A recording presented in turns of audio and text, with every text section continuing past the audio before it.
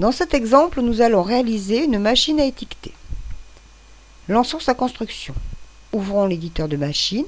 Comme toujours, le menu est accessible par un clic droit. Choisissons notre premier élément, le distributeur qui nous fournira le carton à étiqueter. L'élément suivant, la bande de roulement. Maintenant, l'étiqueteuse.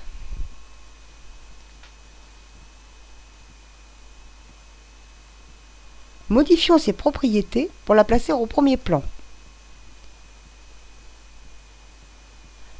Ajoutons un capteur pour détecter notre pièce en position d'étiquetage. Et pour finir, un récupérateur de pièces. Notre machine est terminée. Nous allons maintenant réaliser son câblage avec l'automate. Ouvrons l'éditeur d'interface.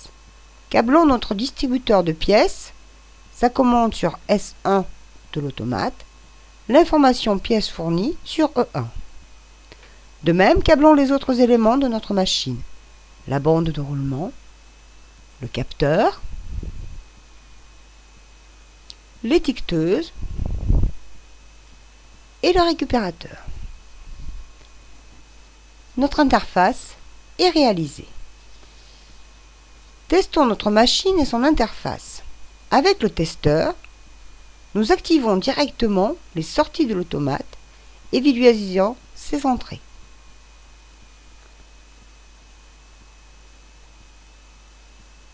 Tout semble fonctionner normalement. Maintenant, réalisons le graph-set. Il est très similaire à celui de l'exemple précédent. Une étape initiale, une transition, une première étape, une transition, une deuxième étape. La première transition est toujours vraie.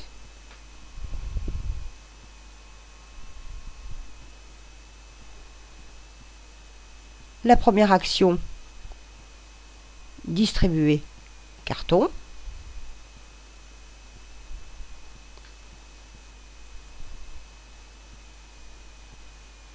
La deuxième transition, carton distribué.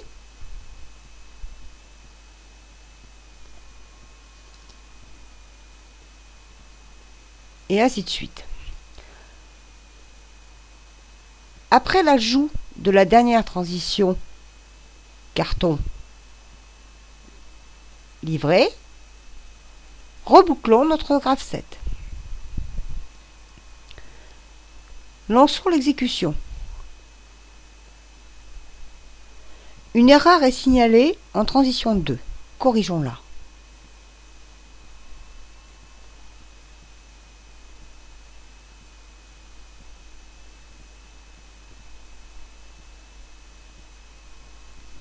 Relançons l'exécution.